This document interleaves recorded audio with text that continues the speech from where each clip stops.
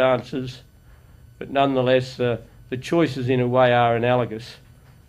That we must understand the need for perseverance. We can't tire of the fight against terrorism, because that is exactly what our enemies want to do.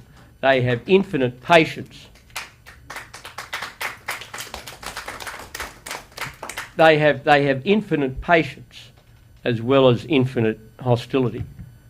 And if you tire in the face of that, then they are halfway along the road to achieving their goal. But Avi, thank you very much for having me here, and it's very nice to meet you.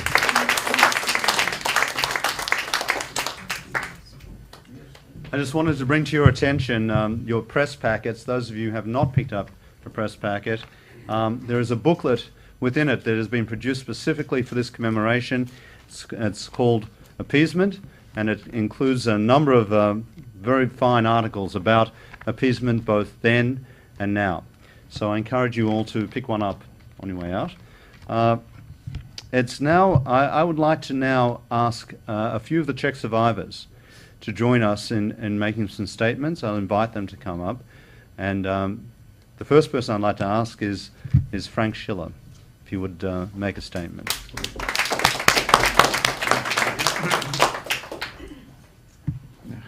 I met Abby just a short while ago, and I was quite surprised about the conference on Munich. Somehow I had a feeling that it was more forgotten than it is. I was born in Prague, and my father was an attorney. My mother enjoyed sports, so she was a tennis player, a swimmer, skating, and skiing, and we enjoyed our life and had a summer home 20 miles outside of Prague in the German-speaking area of Czechoslovakia. The local farmers were very happy to have the visitors from Prague every summer, many of whom were Jewish, to spend their money there and raise their standard of living, and we all enjoyed the close-by river and the woods and everything else. Summer of 1938 was quite different.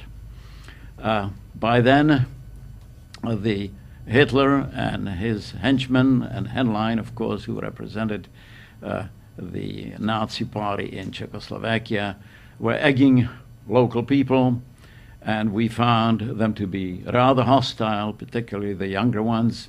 And there were some incidents of fighting and some incidents of mugging, so that the summer that usually was 2 months of fun and pleasure turned into 1 or 2 weeks, and we went home.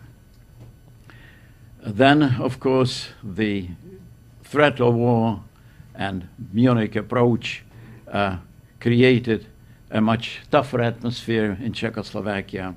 And finally, it ended in mobilization of the Czech forces, and my father decided that it would be better for the family to go to Switzerland and escape the possibility of the war. So my mother, my older brother, myself, and my mother's mother, we were sent to Switzerland while father stayed in Prague, willing to fight if need be. After 2 or 3 weeks, Munich agreement was reached, and fatally, father summoned us back to a disaster. Within a few months, of course, Czechoslovakia was occupied by Hitler's forces, and my father started proceedings to get us to France, where he had a brother. By the time the visa arrived and the Gestapo exit permit, the war started the very same day. So we were trapped, only to be shipped off 2 years later to Lodz Ghetto, where father died within 6 months of hunger, mother a year later of typhoid, and brother, I got separated from my brother, who died in the last few days of the death march, which I survived in a separate group. There were 5 of us only who survived out of 1,000, and Trevor Howard documented that in his film on the end of war. On a lighter note to end it looking at Chamberlain and repeating Churchill's witty remark. It was November of 1938. After Munich, there was a discussion in the British Parliament about Palestine and the fighting between the Arabs and the Jews. And Churchill got up, repeating Chamberlain's earlier remarks. He said, "What are we discussing here and talking about this little country so far away?" To which the Secretary of Colonies replied, "But this is where the Savior was born." To which Churchill said, "Well, I thought he was born in Birmingham." That's where Chamberlain was born. So thank you. Hanke, would you like to say a few words? Well, I wouldn't like to, but I will. Thank you.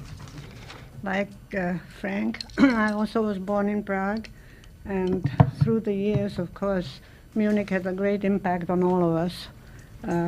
We remember, like nowadays, we remember where were you when Kennedy was shot also. Everybody remembers exactly where they were, and this is something that we'll never forget.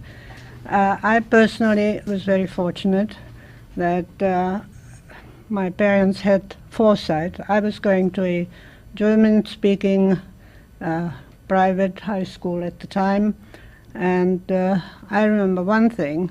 The day before Munich, where we still didn't know anything specific, I was at a movie house with some friends, and coming home I saw an awful lot of cars driving out of their garages with their chauffeurs, and I stopped in our garage and I said, "What's happening?" And they said, "We are being mobilized." So all the cars, I don't know where they went, but they were mobilized at the time.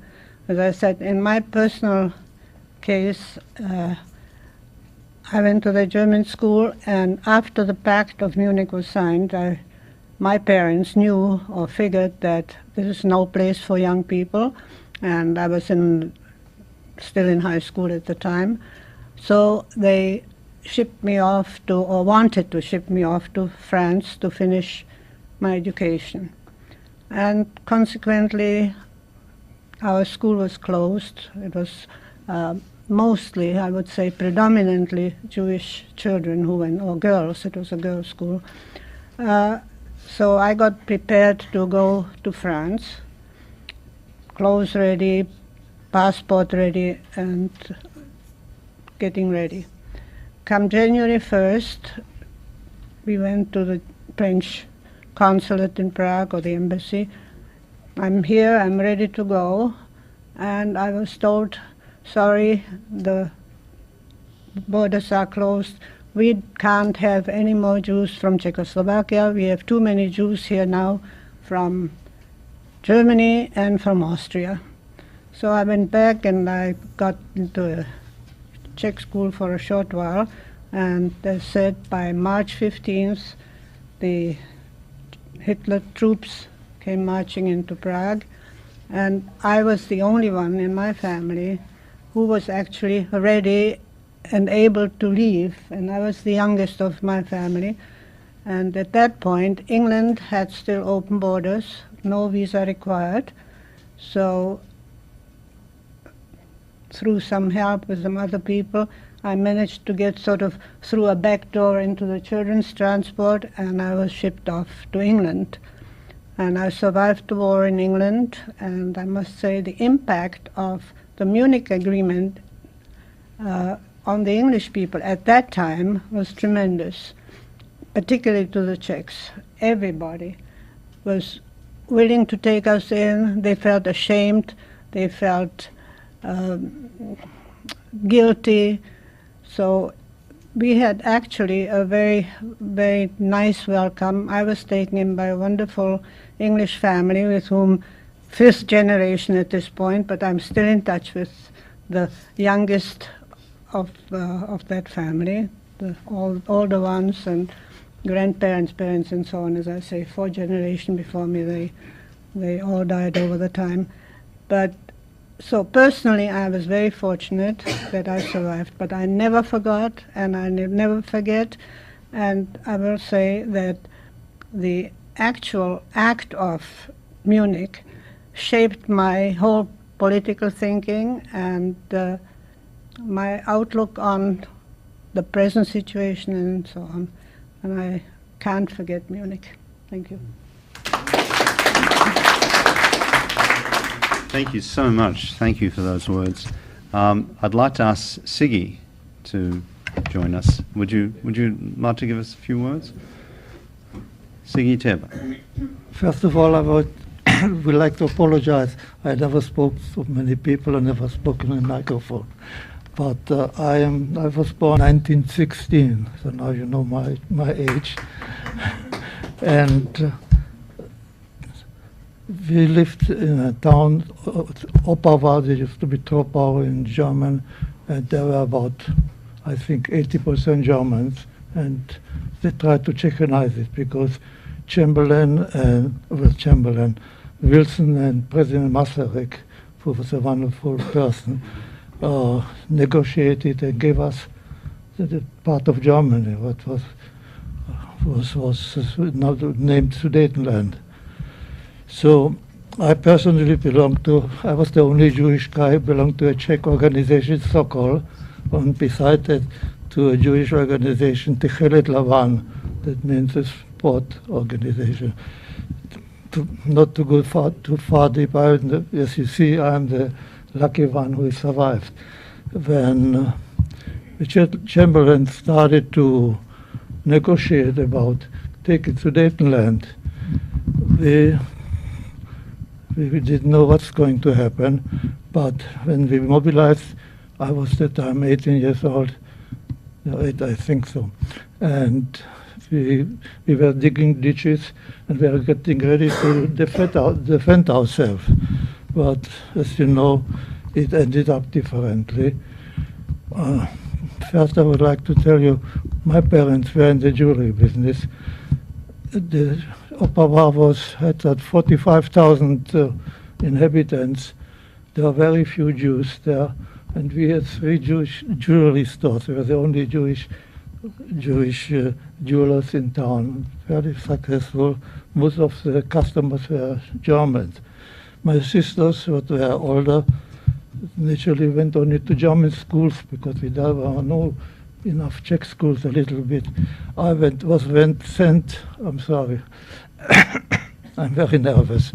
I was sent to another town because I have only Czech school. I speak my mother language at home was German, but I have only Czech schools. And so we were digging to come back, we were digging ditches, and then we were told Chamberlain got it, what he wanted, and the Czechs were quite fanatic that time, mostly these fellows from farmers, and they were really Czech nationalists. About 3 of them committed suicide because we got the order to get home. Well, I don't know what to tell you. I don't want to drag it out too long because I was not ready. David said he's going to prepare me, but and I didn't want to talk, but when I heard the other people, so I got courage a little bit. Then I had, for example, to give you a little example, the Nazis suddenly overnight, before the Germans marched in our town, everywhere were flags, swastikas. It was a funny feeling, especially for us Jews. I want to say, I used to play ice hockey for a German club. There was no Czech club, and I was the only Jewish guy there. I never heard them name any names called.